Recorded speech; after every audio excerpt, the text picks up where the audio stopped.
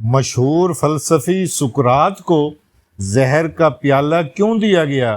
آخرکار یونان کے اہل اقتدار کو اس سے تکلیف ہی کیا تھی؟ سقراط کوئی لیڈر نہ تھا، جنگجو نہ تھا، اس کا سیاسی اثر و رسوخ اتنا نہ تھا کہ وہ اہل اقتدار کے لیے خطرہ بن سکے۔ سقراط کے زہر کا پیالہ صدیوں پرانی تاریخ ہے۔ کچھ سوال البتہ آج بھی حیران کر دیتے ہیں۔ مثلاً شمالی کوریا کی جیل میں 3 نسلیں قید ہوتی ہیں۔ 70 سال کا دادا اور 1 سال کا پوتا ایک ہی جیل میں بمائے سارا ٹبر ہوں گے۔ اس دادے پوتے یا دادی پوتی کا کوئی جرم بھی نہیں ہوگا، پھر یہ جیل میں کیوں ہوتے ہیں؟ سقراط کا جرم ایک ہی تھا، اس نے اپنے طلباء کو سوال کرنا سکھا دیا تھا۔ سوال کو اس دور میں بھی اور آج بھی اہل اقتدار سوال نہیں سمجھتے بلکہ اپنی اہلیت پر شک سمجھتے ہیں۔ یونان کے استاد بھی سقراط کے خلاف تھے، کیونکہ وہ پہلے جو کچھ پڑھاتے تھے طلباء اسے قبول کرتے، لیکن سقراط نے طلباء کو سوال کرنا سکھا دیا۔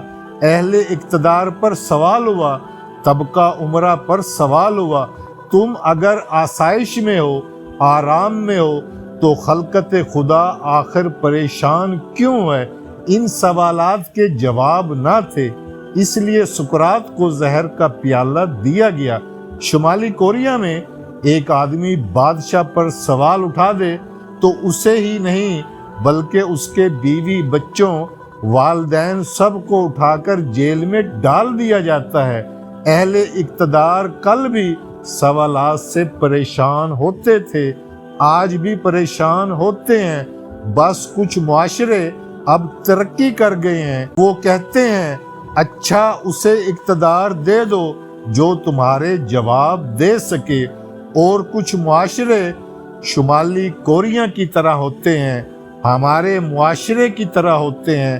وہ نسلوں کو قید کر کے سمجھتے ہیں شاید اب ان پر سوال اٹھنا بند ہو جائیں گے۔ سوال لیکن اٹھتے رہیں گے، کیونکہ اہل اقتدار سوال کو شک کی نظر سے دیکھتے ہیں، اور شک کسی کو بھی نفسیاتی مریض بنا سکتا ہے۔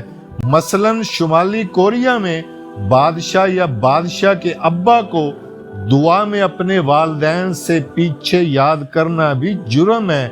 کچھ ہمارے ہاں بھی ایسے ہی حالات ہیں۔ بات اچھی لگی ہو تو آگے بھی ضرور شیئر کرنا۔